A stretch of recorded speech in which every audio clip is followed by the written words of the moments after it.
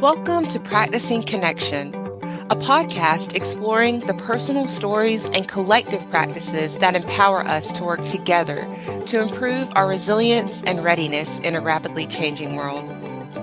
Here to start the conversation are Jessica Beckendorf and Bob Birch. Hi, and welcome to the Practicing Connection podcast. I'm Bob Birch. And I'm Jessica Beckendorf. Our guest today is Nicola Winkel, Project Director at the Arizona Coalition for Military Families, a nationally recognized public-private partnership focused on building Arizona's capacity to care for and support all service members, veterans, their families, and communities. She's worked for more than 20 years in the nonprofit community, specializing in program development and implementation, bringing a mix of planning, project management, communication, team coordination, and problem-solving skills that drive execution of complex projects and build sustainability. Nicola was awarded the Adjutant General Medal by Major General Hugo E. Salazar for her efforts in implementing the coalition and strengthening support for Arizona's military, veteran, and family population. She holds a master's degree in public administration from the University of Illinois and a systems thinking certificate, which will be very relevant, I think, to this conversation, from Cornell University. And we are so honored to have her join us on the podcast. Welcome to Practicing Connection, Nicola. Thank you so much. So let's start with how we've come to this moment, at least from your perspective. What led you to your work supporting military families? Well, it really is an intersection of my kind of personal interest in this field, as well as my kind of professional background and passion. I am the spouse of a veteran. My husband served in the Marine Corps in Operation Desert Shield, Desert Storm during the first Gulf War. So obviously what happens to our service members, veterans, and their families is very important to me and to us personally. Professionally, my background is in nonprofit program development and implementation, and really looking at those great opportunities in the nonprofit space to see a need and then develop a solution and to collaborate to address complex problems. So an opportunity came up to sort of bring my experience in the nonprofit world into the military environment. And it was sort of a unique opportunity and moment in time. And that was almost 15 years ago now. Can you tell us a little bit more about the Arizona Coalition for Military Families and what you guys do? Yeah, absolutely. We're a statewide public-private partnership. Our focus is Arizona's 500,000 service members, veterans, and their families who live statewide. We are a collective impact initiative, and our coalition team is the backbone team for that collective impact initiative. And we are really the bridge between these different kind of worlds and sectors that are important to this population. So we bridge military, government agencies at all level, federal, state, tribal, local, as well as the community. And that's all aspects. So nonprofit, faith-based, private sector with employers, and understanding that they are all important to the well-being of the people we serve, and that connection and collaboration is key to strengthening how we collectively support them. And when we started 15 years ago, this was a very new field and not nearly as developed as it is today, and it's still growing. But it was sort of a vision to build something that could help sustain this collective and collaborative work over time. And that was our goal with creating the coalition. Nicola, you are speaking to my heart right now. This is just the perfect example of a lot of the work of Practicing Connection is trying to help people kind of see. You know, Bob and I have talked about being able to see the networks and then, of course, understand how to work within them so that you're getting sort of the most benefit for the folks that you're trying to serve. So what has, you've mentioned public-private partnership before, and I'm really curious about how you see this being an essential part, like the fact that the public and private partnership is working together. How do you see that being as an essential core element? You've mentioned that a little bit, and I'd love to hear just a little more about that. Yeah, absolutely. When you look at our service members, veterans, and their families, by nature of who they are, they will intersect with multiple systems. It's almost inevitable. And so, if we're going to effectively serve and support them, we cannot do it siloed. We can't do it siloed as organizations, and we can't do it siloed as sectors and systems. And yet, our systems just aren't built and funded to function that way. So we have to sort of, as a community, artificially inject that collaboration and that kind of desilozation, right? And it can be done if you have willing partners and you have the backbone and you have sort of a clear vision about where you're going. So it is just simply not possible to do it for any one organization to do it alone. And that's the beauty of collective impact, right? We do things that each organization alone cannot do, but with each organization doing exactly what they need to be doing. So that public-private partnership is absolutely at the heart of everything that we do. Yeah, and so this partnership, the Arizona Coalition for Military Families, has kind of resulted in this ecosystem of support for military families. What does that mean to you? What is the ecosystem of support? Well, again, when you look at, if you're trying to impact the life of a service member, a veteran, or family member, you can't look at it sort of one-dimensionally. You really have to look at it that they are moving through their life. They're intersecting at different points with different systems, different services. Their needs will evolve with time. Their life circumstances will change. We'll throw a pandemic in there on top of all the other things that could be happening to a service member, veteran, or family member at any one time. It's just constant, right? So instead of sort of looking at it like we can meet their needs through sort of one approach, the ecosystem of support, creating that, nurturing that, which is part of the role of the coalition and our partners. To us, that's essential, because what you're trying to do is build an environment that is supportive and is consistent. That's what we're going for over time, is more consistency about how we provide those services and support. And we learned a lot about this through our very early work with the coalition, which was with the Arizona National Guard. And that being a very closed ecosystem, right, where you have a chain of command, and they had a period of time where they were really struggling with 3 consecutive years of the highest number of suicides they had ever had in the history of the organization. This was at the height of the post 9/11 deployments. Everyone was overwhelmed. The stress on the force, the organization, the service members, family members was immense. The Adjutant General, you mentioned in the introduction, basically said, I don't believe there's nothing that could have been done to prevent these deaths. So figure out what needs to be done and we will do it. And that's exactly what we did as a community. We basically looked at it and said, we need to change essentially the ecosystem that these people are operating in. And so that was everything from like command messaging, sort of destigmatizing getting help, like everyone will get help. There's no stigma because everyone's going to do it. 24/7 response, training all 8,000 Guard members as helpers.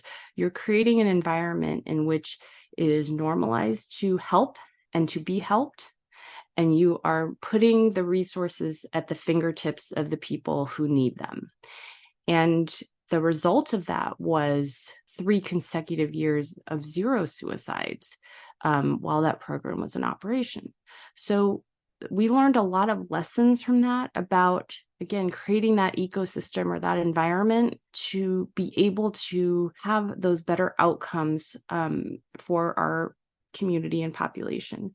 And now since 2017, we've been working on that with Be Connected, with our entire population of 500,000 people plus in Arizona. And it's very different because you don't have a closed ecosystem, you don't have a chain of command, but those same lessons are things that we're carrying over, which is about equipping helpers, making sure our different organizations are working together, and shortening the distance between someone who needs help and somebody getting that help. That's awesome work. And thank you for doing it and the impact that you've had on military families in Arizona. That's so awesome. You mentioned collective impact a little bit earlier, and I'm curious about the collective impact model. Can you give our listeners some insight into it and maybe tell us why it's been important to the kind of work you're talking about? Yeah, we're all about collective impact in Arizona. We like to say that we were doing collective impact before we even knew that's what it was called. And this approach came about organically, simply by our sort of founding group of members who established the coalition, simply us drawing upon our experience being involved in collectives and collaboratives that did not work, and that did not go, and looking at the pitfalls, basically. And so we kind of just said, we want to build something not for like the next 6 months to a year, but something that will last years and years into, like, decades into the future. That was sort of our vision for it, because we knew also that the amount of time and energy and effort and resources and funding that you put into these things, you need that to last over time, right? What we've seen in other states that have struggled over the 15 years we've been doing this, most other states have been through at least 3 to 4 iterations of the type of work that we're doing, or some variation of that in that time. And that's because a lot of times the efforts are driven by things like, executive orders or proclamations or things like that. And there's nothing wrong with that. But from a sustainability standpoint, it's very challenging to maintain something like that has strong ownership to one leader. So when we started out, we said everyone is invited to be a part of it, but nobody owns it. And we were really kind of clear about that from the beginning in terms of that vision. And we were just really fortunate to have leaders in our community who bought into that and understood it and were willing to fund it. And that's a big thing too, right? So we really focused in on, we want to be really focused on what we're trying to do. We didn't want it to become about sort of the mechanism of the group itself or the entity itself. We had a rule early on that I think was a struggle for some people, but it worked for us in this case, which was we had a rule that there would be no meetings for the sake of meeting, and that every time we convened our partners or community, there had to be a point to it. And that's like a small example, but what it speaks to is this idea that we just understood that if you are going to keep people engaged, you have got to provide a clear direction and value for their time, because and this was 15 years ago, we're even more busy today than we were then, right? So this idea of we're all going to work together, we're going to have a backbone team. So when you ask about collective impact, there's some different key elements, but one of them is to have a backbone team. And that's essential because we had all, again, been involved in efforts where when responsibility for the collaboration is shared, those things are very hard to sustain, because the individual's job or organization's mission, those individual things, will always supersede the collective. And they should, because sometimes these are things required by law, mission, funding. So to expect people to prioritize something else is not really realistic. They definitely want to contribute, but that's what having the coalition as the backbone allows for, is that we continue to drive these efforts forward, and they plug in when it makes sense for them to do so, and they go about their business the rest of the time. So it's just something that sort of was born out of our experiences with things that we didn't want to replicate. And then as we went on and we learned about sort of from Stanford, the term collective impact, and it was like, that's what we're doing. So that was kind of a fun discovery. You've mentioned the Be Connected initiative earlier, and I'm wondering, how does that Be Connected program embody this model that you've been talking about and your dedication to upstream prevention? Yeah, great question. So in 2015 to 2016, there was an 18-month period where the risk of suicide for Arizona veterans was 3 to 4 times higher than the general population. There has been over the past decade a disparity in veteran suicide being higher than the general population, but that 18-month period was sort of an anomaly where it really spiked. And what it said was that despite like many people, many organizations, a lot of money being spent on it, this effort, we just weren't having the collective impact that we wanted to, right? So it prompted the partners to come together basically and say like, okay, what do we want to do differently? What course do we want to set? And it was a year-long strategic planning process. It was not always sunshine and roses. It was extremely challenging, but a cross-sector work group. And after a year, what emerged was sort of taking those lessons that we learned from our work with the Guard and looking at how do we zoom out and apply those to our general population and focus more upstream to get out of this very narrow focus on crisis intervention, which is super important, that cannot go away, but your chances of intervening with somebody in that crisis period is very low and highly dependent on luck, really, that somebody who is trained and willing to help is there at that moment. So we thought, well, if we can help people before they go into crisis, like that would be better. Now, the interesting thing for us about upstream prevention is that it's something that you'll hear people talk a lot about, but what our experience has been is it is actually very difficult to kind of get over the hump and go upstream because it just requires a ton of intentionality and everything down to how you message about what this is. You will very rarely see us talk about Be Connected as a suicide prevention program because people have historically equated suicide prevention with crisis intervention. So we talk about Be Connected as an ecosystem of support, as being here for the 500,000 service members, veterans, and their families, as a phone number you can call anytime. You don't have to be in crisis. We call it a support line. We don't call it a crisis line. So there's some very intentional things that we do to sort of shift that focus upstream. And this is also, like a lot of the work that we do, a very long-term vision. This is not something where you're going to do something today and next month you're going to necessarily see the effects. We see this as like a multi-year, several year sort of process to kind of put the pieces in place. Again, when you talk about the ecosystem, we're trying to set the conditions for people to have the support that they need in order to not have those outcomes.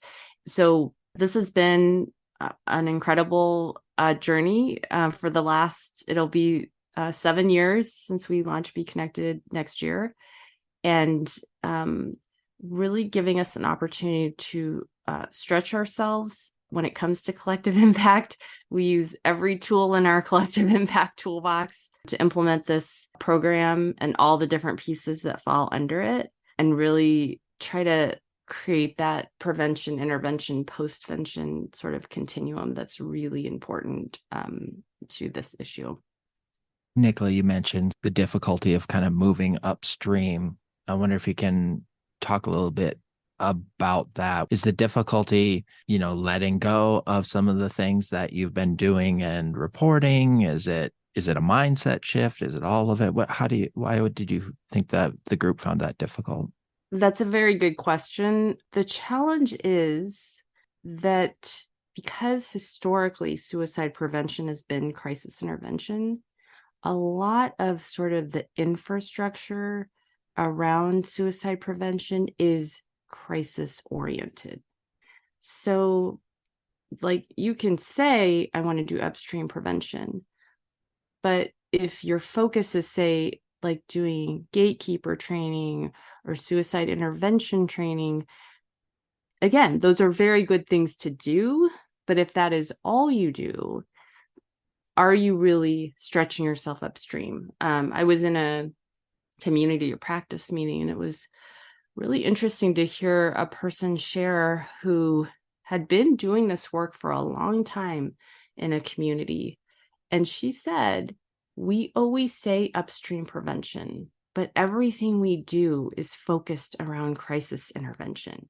And she was frustrated. And I heard that. And that's why I say it's not enough to say it. You have to shift your focus, and you have to build different systems and infrastructure to support this upstream prevention approach. So again, we have fantastic crisis response partners. I mean, we have, the National Veterans Crisis Line. We have our state crisis line. We have crisis teams, that. To be clear, we're not discounting the importance of that at all. It's just that we want to complement that with, here's where you can send people before they've spiraled into crisis. We are building a kind of suite of programs that can address their employment, their connectedness, social isolation. We have a whole connection coaching program, helping them navigate care, mental health care, physical care, care transitions, just connecting to information and resources. So when I say it's difficult, I mean that you just need that intentionality, and you have to have partners who are willing to support that work that complements the crisis intervention. So it's been a really interesting process, because I feel like in a lot of ways there really wasn't a model for us to follow. We just had to kind of work on it.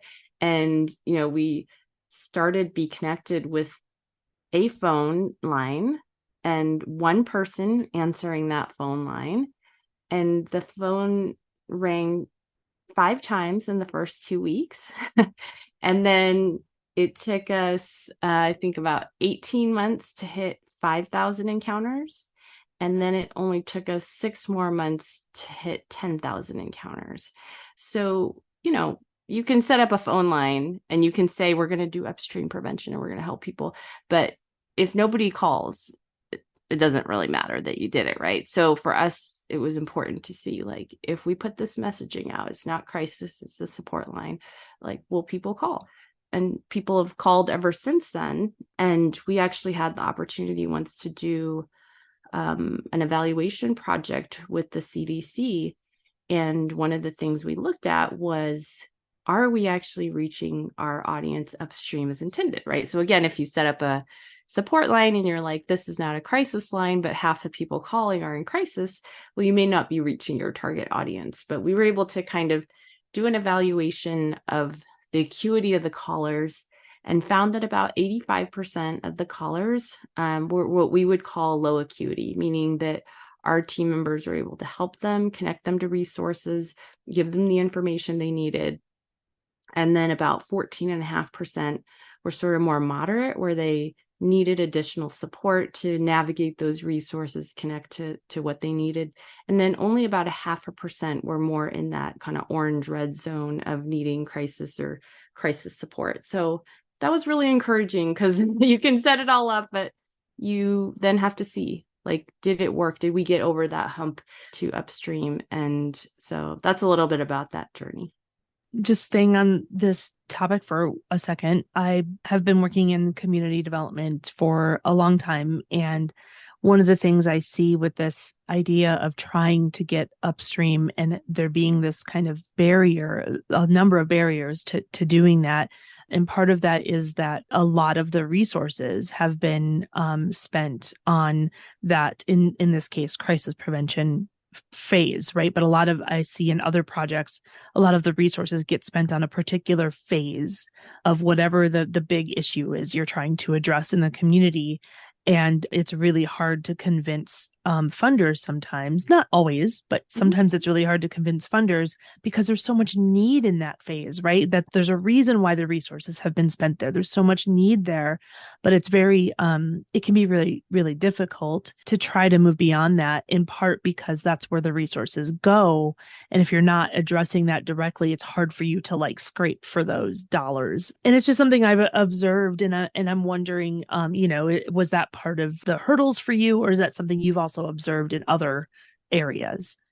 I definitely hear what you're saying about that. And I think that is a huge challenge. I think what has been different in Arizona is that, I mean, from the very beginning, we sort of cast this vision for what was possible. And I mean, it's sort of humbling to think about that, like that vision we were talking about it's what we're living today is even more than I imagined. I mean, it's more, but we sort of knew like that there was this potential, and I think, one of the things that we were effectively able to do very early on was to communicate that vision to the partners in a way that they saw it and they bought into it, and they were willing to put their resources behind it, whether those were in-kind resources, time, and from the beginning, it was funding.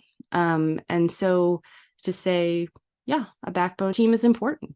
Yeah, a neutral entity is important. And then as we've gone, once you sort of have that, then it builds momentum for you to be able to do. You start with a small thing. We do a lot of consulting with state teams across the country through the VA SAMHSA Technical Assistance Center. We work with other states and territories and help them, provide guidance about this process. And, one of the things we talk about is, hey, don't try to do like this giant thing right off the bat. Like, it's pretty likely you're going to really struggle with that. So do a very small thing. Like our small thing in the beginning was we did like one training for healthcare providers on PTSD and TBI.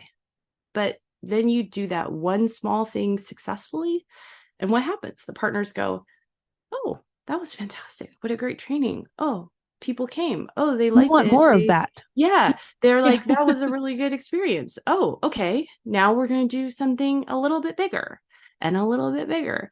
And then you build that trust to say that we can facilitate this, and we as a community can accomplish these things. So as you go, you want to be building that. You want to be demonstrating that we are action-oriented, that we are able to execute on the things that we say we're going to do. And that doesn't mean that there's never a time you have to pivot or adjust, but that, we're able to have a clearly say, this is what we're planning, this is why we want to do it, and this is how we're going to do it, and this is the resources that we need. And as you build trust with your partners, then it allows you to do more things as you go on. So, talked about be connected and starting with just that one person and answer the phone and do it well. And then we've been able to grow to have this team of teams that's now delivering all these different services. I think our situation being that we had invested a lot of time in growing that trust. And so there wasn't, I wouldn't even say that there wasn't resistance. I would just say that there was buy-in to say, we're going to add upstream prevention, as an upstream prevention is suicide prevention. It's not crisis intervention, but it is suicide prevention. And I guess to that end, it kind of evolved more naturally than if you were just coming into it cold, being like, well, now we want to do this and we need to carve out money for this. It's like, well, we built the relationships with all the partners to say, this is what's possible if we work together on this. I love what you've shared about relationships and trust and how important those are. I'm wondering if there are any other lessons that you've learned about the amazing partnerships and long-standing partnerships that you've been able to build. What lessons have you learned or advice that you might offer to folks who are looking to build stronger partnerships? Yeah, so relationships are so important. And I'll say one aspect of that we talk a lot about in this space is that it's really important that you build relationships throughout an organization, at all levels of an organization, right? So if your relationship is only with sort of the boots on the ground people, it's going to be hard to get done maybe what you need to get done systemically to support the work that you're doing. And conversely, if your relationship is only with people at the top leadership, you're not going to have the buy-in from organizationally to maybe implement things that you want. And so one of the things that we built the coalition for and why we have this collective impact initiative is that the only constant is change. We have in the past, almost 15 years now, I mean, obviously we have had multiple changes in governors.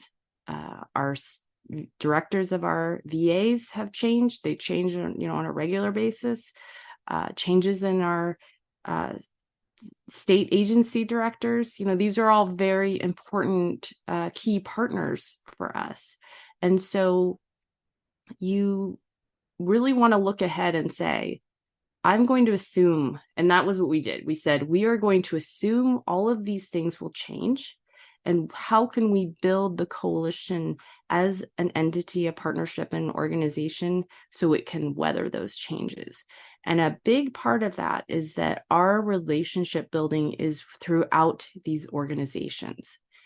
So then what happens when a new leader comes in and they're oriented and we, get to meet them, introduce them to what we're doing, what our history is, what we're working on now, the people around them in the organization can vouch for us and say, yes, we partner, we do this, we do that. And it really smooths those transitions in a way that if you didn't have those relationships, it would be very easy to lose that institutional connection, right? Because the person you were connected to leaves and there isn't that continuity. And all of a sudden, you're sort of back to square one. And that does happen, but I'll just say that overall, our relationships with these organizations have only grown over that time, even with all of those changes. So that's the thing that I think is very important when it comes to relationship building. That's so cool. Do you have any personal practices that help you stay healthy and engaged in the work, or just healthy and engaged in general? That's a fantastic question. It's been very much on our mind, especially like the last, 3 or 4 years. It's, I think, just brought to the forefront that like we have to take care of ourselves and each other, and kind of do a better job. I'll say that, I have definitely for myself, like drawn stronger boundaries around sort of just containing my work. It's so important to me, but also like it used to kind of bleed more into everything, and just being like, okay, that's that, and that's done for right now, and go do other things, live life or whatnot. And that's something we really try to impart, like with our team is, I mean, unless something's gone real off the rails, like you should not get an email from anyone in our organization after 5:00. Like something has gone very wrong if we, have to communicate like that. And, we feel really strongly as a management team about modeling that for our team, that like, yes, give us your best when you're here, but this is not your whole life. Even when you're this mission driven, and especially when you're this mission driven, like it doesn't need to be your whole life. It can be an important part of your life, but not your whole life. So that's something that's been really important. And then I think just the recognition, this work is so challenging, and it can feel sometimes over time like it takes a lot out of you. And it can be very, very heavy when you think about what we're trying to do, which is literally, prevent people from dying. So it's like you have to kind of give yourself that space to just be like, I will do my absolute best. I will give my best to this. But you kind of have to build that space to, be able to also go about your day, and do, because there's a lot of mundane things that go into the work too. And so kind of understanding, I think for me, just understanding that toll is there, and then also just soaking up the moments when a really good thing happens, and when our team member shares like, hey, I'm working with a 52-year-old Gulf War veteran, and he was, yesterday he felt like he had no way forward and didn't want to live. And today he has hope because we're working together and we've figured out some different things he can try, or someone who was really socially isolated. Now they're working with our connection coach and, they're feeling hopeful, or somebody who didn't have transportation. And now we help provide transportation.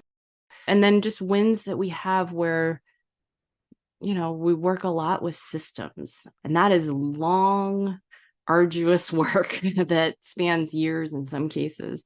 And so like when there's a breakthrough there, and all of a sudden we're going to be able to do something that we weren't able to do before, to take those wins, and really not let them just kind of fly by, but to like really soak them up and appreciate them and let it help fuel you. That's awesome advice. Thanks so much for that, Nicola. And thank you so much for joining us for the podcast. We've really, really enjoyed our conversation. Thank you for having me. You can learn more about the great work that Nicola and her team are doing at arizonacoalition.org and www.beconnectedaz.org. That's it for this episode. Thanks so much for joining us.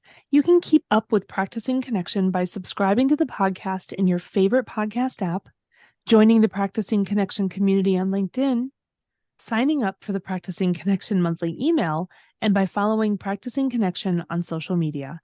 For links to all those opportunities, visit oneop.org/practicingconnection. Thank you so much for joining us for this conversation. And thanks again to our guest, Nicola Winkel. We'd also like to thank our co-producer, Coral Owen, our announcer, Kaylin Goebel, Maggie Lucas and Terry Meisenbach for their help with marketing, and Nathan Grimm, who composed and performed all the music you hear on the podcast. We hope you'll join us again soon. In the meantime, keep practicing.